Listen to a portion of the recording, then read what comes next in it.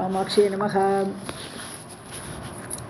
चाञ्चल्यमेव नियतं कलयन् प्रकृत्या मालिन्यभूः श्रुतिपथ आक्रमजागरूकः कैवल्यमेव किमु कल्पयते नथानां कामाक्षि चित्रमपि ते करुणाकटाक्षः.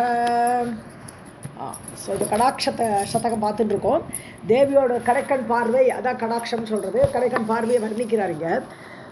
ஸோ சாஞ்சல்யமேவ நியதம், நியதம்னா ஆல்வேஸ்னு அர்த்தம். எப்பொழுதுமே தேவியோட கண்கள் அங்கே இங்கே அலைப்பாய்ந்துட்டே இருக்கும், ஒரு இடத்துல நிற்காது, சஞ்சலமாக இருக்கும்.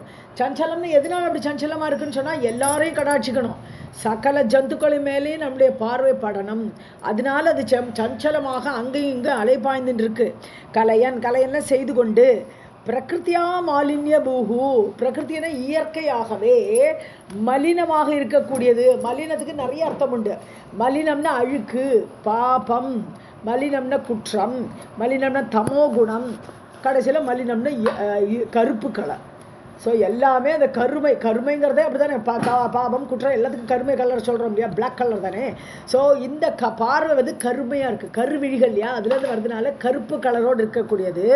மாலின்ய பூஹு, அப்படி கருமையாக இருக்கிறதுனாலேயே அது தமோ குணம் இருந்ததோன்னு இதெல்லாம் வேடிக்கையாக சொல்கிறது, கவிகள் வர்ணிக்கிறது அந்த கருமையான பார்வையை.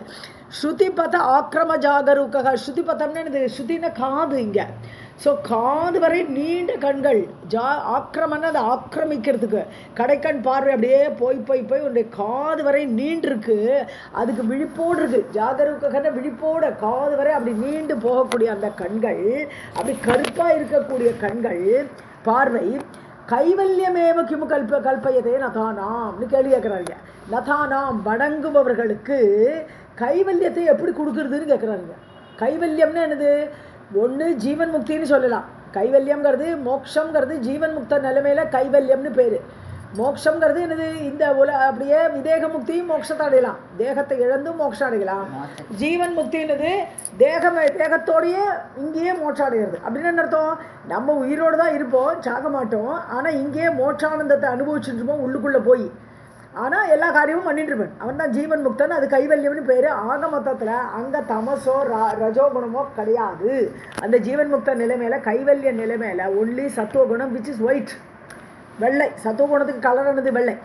ஸோ அப்படி உன்னுடைய கருவிழிகளான கரிய பார்வையானது எப்படி இந்த சத்துவகுணத்தோடு சேர்ந்த கைவல்யத்தை கொடுக்கிறது வணங்குபவர்களுக்கு. ஹே காமாட்சி சித்திரமபிதே கருணா கடாட்சக, உன்னுடைய கருணையான கடாட்சம் வந்து ரொம்ப ஆச்சரியமாக இருக்கேங்கிற. சித்திரம்னா விசித்திரம். ஸோ ரொம்ப விசித்திரமான பார்வையாக இருக்கேம்மா உன்னுடைய பார்வைன்னு கேட்குறாருங்க மூக்கர். சாஞ்சல்யமேவ நியதம் கலயன் பிரகிருத்யா மாலின்யமூஹ ஸ்ருதிபத ஆக்ரமஜாகரூகः கைவல்யமேவ கிமு கல்பயதே நதானாம் காமாக்ஷி சித்ரமபி தே கருணாகடாக்ஷः. சஞ்சீவனே ஜனனி சூதசிலீமுகஸ்ய சம்மோகனே சசிகிஷோரக சேகரஸ்ய சம்ஸ்தம்பனே ச மமதாகிரக சேஷ்டிதஸ்ய காமாட்சி வீக்ஷணகலா பரம ஔஷதம் தே. ஓகே, ஸோ இங்கே நிறைய அந்த சம்மோகனம், சஞ்சீவனம், சம்ஸ்தம்பனம் இதெல்லாம் சில சித்திகள். ஸோ சித்திகளில் சொல்லுவாள், அதாவது அவருக்கு இந்த சித்தி இருக்குது, பிரத்தியாரெல்லாம் வசப்படுத்துறதுக்குள்ள சித்தி, அப்படி பல அஷ்டமா அனிமாதி சித்திகள்னு சொல்ல மாட்டோமா, அதில் 3 இங்கே ரெஃபர் பண்ணுறாருங்க. ஸோ சஞ்சீவனே, சஞ்சீவனம்னு ஒரு சித்தி இருக்குது. ஸோ அவளை செத்தவாளை உயிர்ப்பிக்கிடலாம், அப்படி ஒரு சித்தி, செத்தவாளை கூட உயிர்ப்பிக்கலாம், அது சஞ்சீவனம் சித்தின்னு பேர். ஸோ சஞ்சீவனி சூத்த சிலீமுகசிய சஞ்சீவனே. சூத்தன மாமரம்னு சூத்தன மாமரம், மாம்பழம் எல்லாமே சூத்தன்னு பேர். ஸோ சூத்த சிலீமுகசிய, சிலீமுகம்னு சொன்னான்னா கூர்மையான அம்புகள்னு அர்த்தம். அப்போ மாம்பூ அம்புகள், மாம்பூ தாமரப்பூ இதெல்லாம் அம்புகளாக கொண்டவன் யார்? மன்மதன். ஸோ அந்த சூத்த சிலீமுகசியான்னு சொன்னால் மன்மதனுடைய சஞ்சீவனே, அவனை உயிர்ப்பிக்கிறா இல்லையா தேவியோட பார்வை. அவனை அப்படியே பஸ்மம் ஆக்கிடுறார் சிவன், எரிச்சு விடுறார் சிவன் கண்ணால். அதனால அந்த பஸ்மமான அவனை திருப்பியும் உயிர்ப்பித்து கொடுப்பதில் சஞ்சீவன சித்தியாக உன் பார்வை இருக்கிறது அம்மா ஜனனி. சம்மோகனே சசிகிஷோரக சேகரசே, சசிகிஷோர சசின சந்திரன், கிஷோரன குழந்தை. ஸோ சசி கிஷோரன பிறைச்சந்திரன். ஸோ முழு சந்திரன் கிடையாது, பிறைச்சந்திரன். பிறைச்சந்திரனை சேகரத்தில் தலையில் சூடிய சிவன் அர்த்தம். ஸோ அந்த பிறைச்சந்திரனை தலையில் சூடிய சிவனை சம்மோகனே, இந்த பார்வை என்ன பண்ணுறது, மோகத்தில் அழுத்திப்படுறது. சம்மோகன சித்திங்கிறது என்னது, எல்லாரையும் தன்னுடைய பார்வையாலே மோகத்தை அடைய வைக்கிறது, அவளை அப்படியே அட்ராக்ட் பண்ணிடுறது, அவளால் தன்வசம் இருக்க முடியாது, பிரத்தியாரோட வசம் போயிடுவான். அது மாதிரி தன்வசப்படுத்திடுறா தேவி, சம்மோகனம் பண்ணிடுறா. அப்படி சம்மோகன சித்தியாக உன் பார்வை இருக்கிறது. சம்ஸ்தம்பனே, ஸ்தம்பனம்னு சொன்னால் ஸ்டாச்சு அப்படிங்கிறா இல்லையா, ஸ்டாச்சுன்னு இந்த அட்வர்டைஸ்மெண்ட்லாம் வருது. அப்போ ஸ்தம்பனம்னா அப்படியே அப்படியே உடனடியாக நிற்கணும், அந்த இடத்துல ஸ்டாப் பண்ணணும்.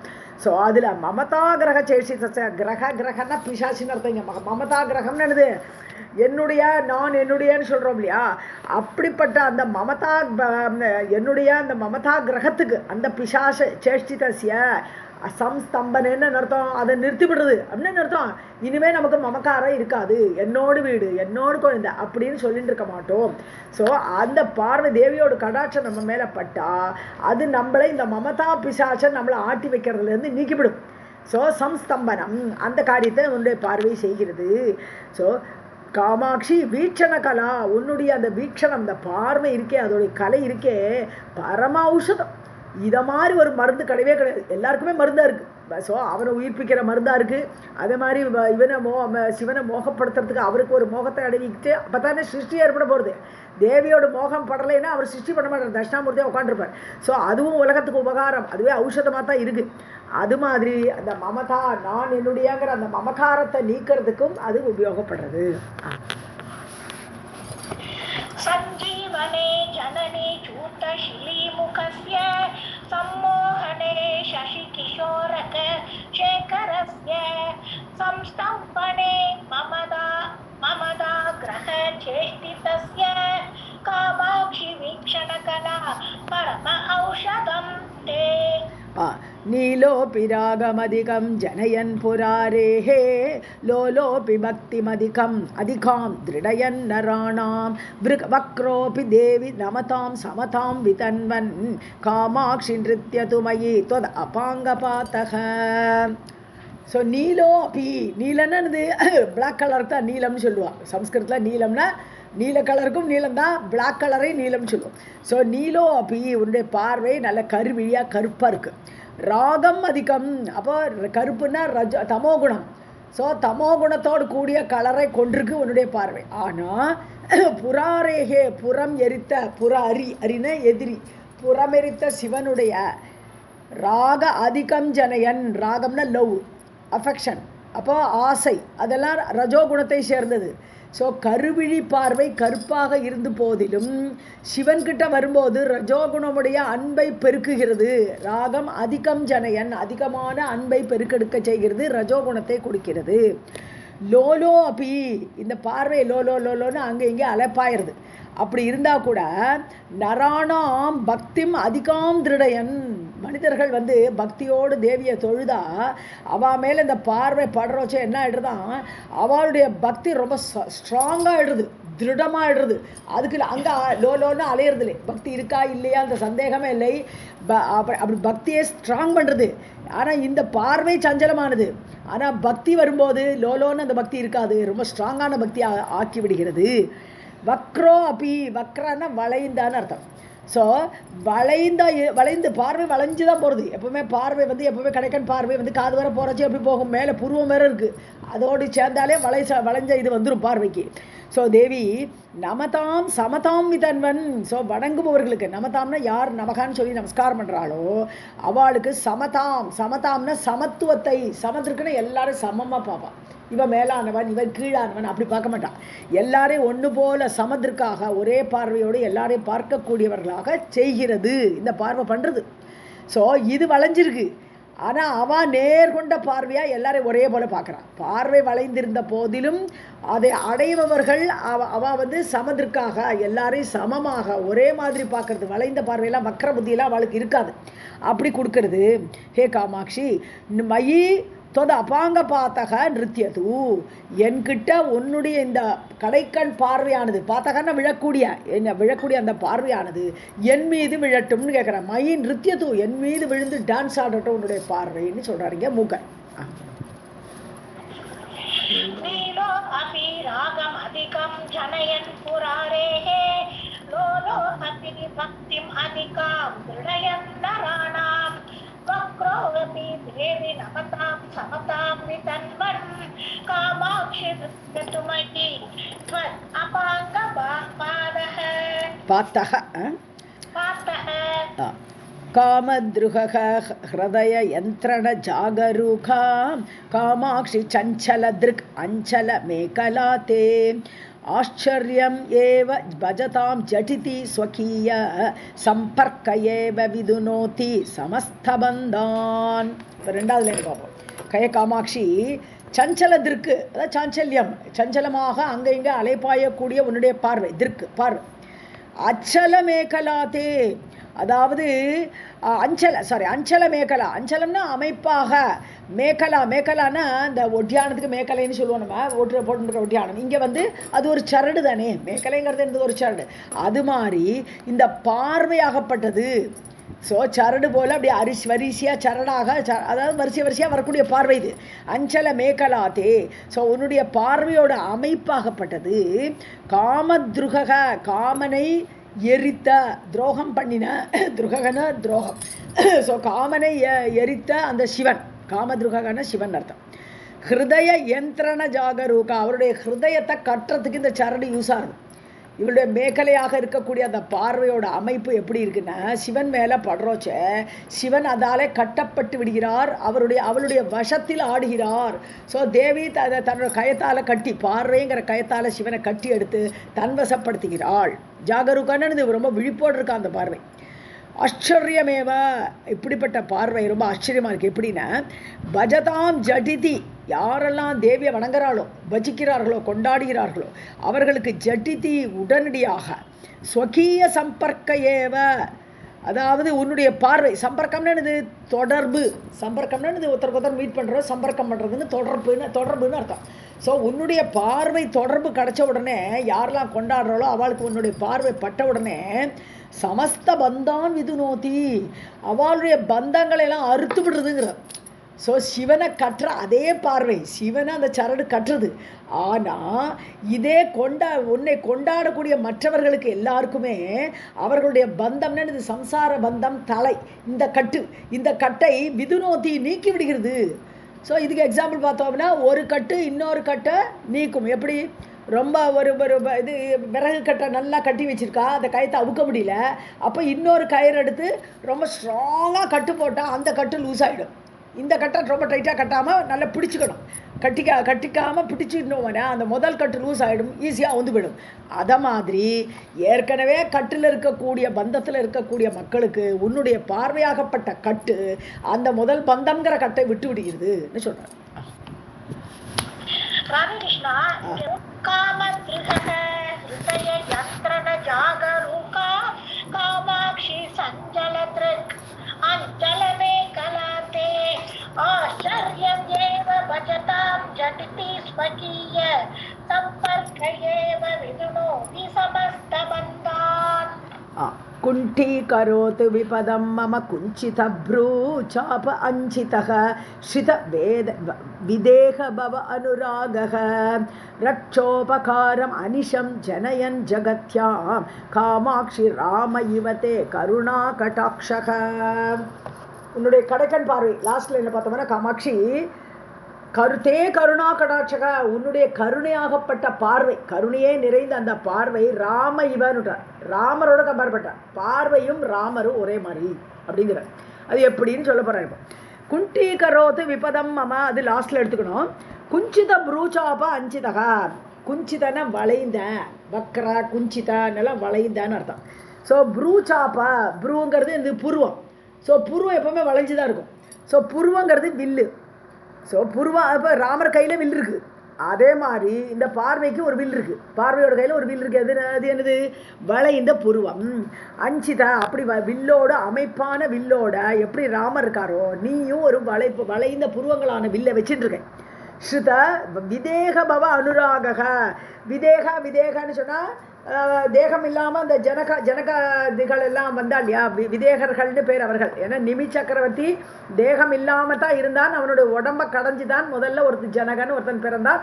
அதுலேருந்தே அவள் எல்லாருமே விதேகர்கள்னு சொல்லுவாள். தேகம் இல்லாததுலேருந்து வம்சம் வந்தது. நிமியோட இந்த தேகம் இல்லாதவன் செத்தே போயிட்டான், அதை கடைஞ்சி வந்த இதனால அந்த வம்சத்தார்களுக்கு விதேகர்கள்னு பேர்.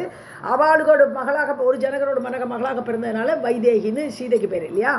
ஸோ அதனால விதேக. ஸோ விதேக பவ வைதேகியாக்கப்பட்டவள் அர்த்தம்.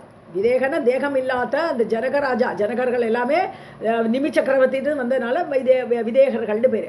ஸோ அவருக்கு மகளாக பவன உண்டான அந்த சீதையை மனைவியாக ராமர் இருக்கார் இல்லையா, மனைவியாக கொண்டவர். அனுராகன லவ், அவருக்கு சீதை மேலே அன்போடு இருக்கார் ராமர். இந்த பார்வை விதேக பவ. இந்த இடத்துல விதேகன்னு சரீரம் இல்லாத மன்மதன். ஸோ மன்மதனுக்கும் விதேகன்னு பேர், ஏன்னா தேகம் இல்லாமல் போயிடுது, எரிச்சு விட்டாரு சிவன் தான். ஸோ அதனால விதேக பவ அந்த மன்மதன் எரிந்த மன்மதனால் ஆசிரியக்கப்பட்டு அனுராக அன்போடு இருக்கு. ஸோ வெளிவந்த சிங்காரம், தேவியோடு வெளிவந்த சிங்கார உருவம் தான் மன்மதன். ஸோ அப்படி அது அந்த உன்னுடைய பார்வையும் அதே மாதிரி அனுராகமாக இருக்கு. ரட்ச உபகாரம் அனிஷம் ஜனயன். ரக்ஷான்னு சொன்னால் ராட்சசர்கள். ஸோ ராட்சசர்களுக்கு அனிஷம் உபகாரம் ஜனயன். என்ன உபகாரம்? இப்போ ராவணனை கொன்னார், அது உபகாரமா ராமர் பண்ணினதுன்னு கேட்டால் ஆமாம் உபகாரம் தான். ஏன்னா ஜெய விஜயர்கள் தான் ராவண கும்பகர்ணெல்லாம் வந்திருக்காவா.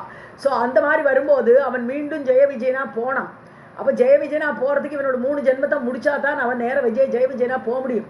அதனால அந்த ஜெயனோ விஜயனோ யாரோ ஒருத்தரா ராவணன் வந்திருக்கானே, அவனை கொன்னா தான் அவன் மேலே நேராக அடுத்த ஜென்மம் எடுத்து அப்பவும் இது தந்தவக்திரன் சிசுபாலன் தந்தவக்திரன் இன்னொரு ஜென்மம் இருக்கு.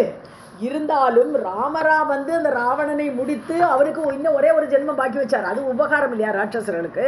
ஸோ அப்படி ராவணனுக்கு உபகாரத்தை பண்ணக்கூடிய ஜனயன் உண்டாக்கி ஜகத்தியா உலகத்தை அப்படி ஏற்படுத்துகிறார். இப்போ இங்கே என்னது? ரக்ஷா உபகாரம்னு பிரிக்கணும்.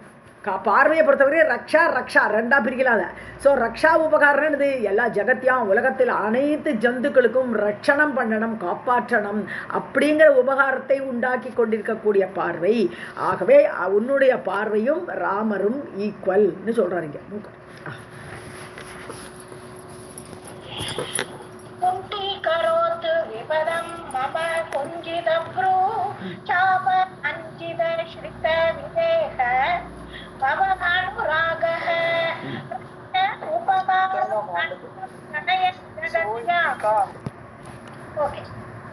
रक्ष उपकारमनिशम् अनिष्टं जनयन् जगत्यां कामाक्षि राम इवते करुणाकटाक्षः. श्रीकामकोटि शिवलोचन शोषितस्य शृङ्गारबीज विभवस्य पुनः प्ररोहे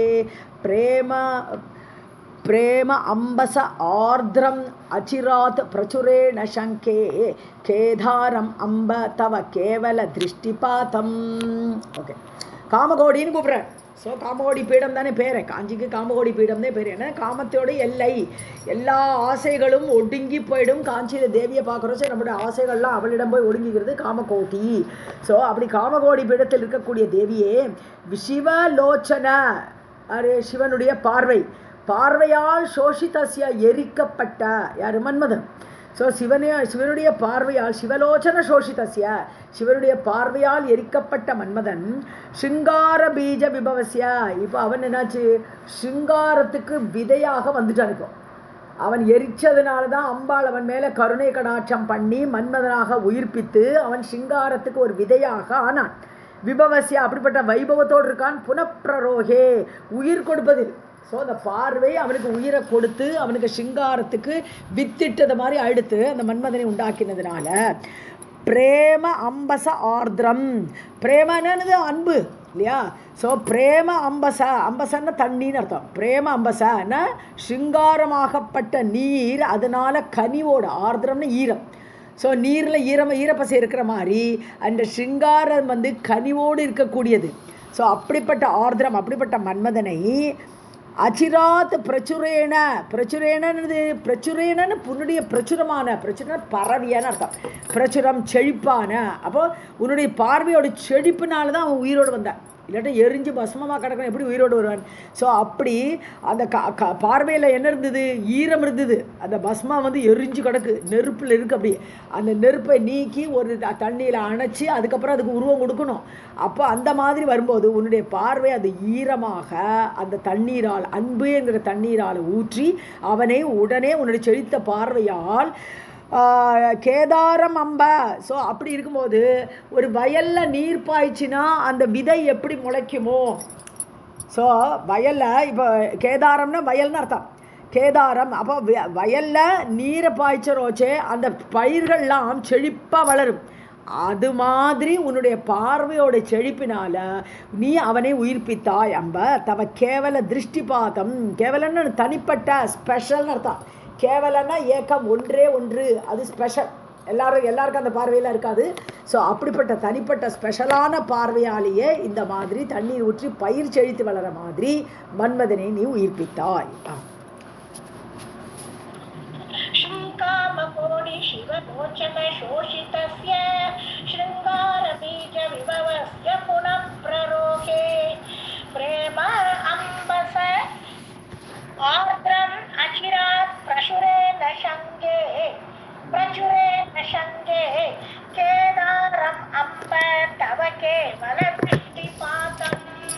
श्री कामाक्षे नमः.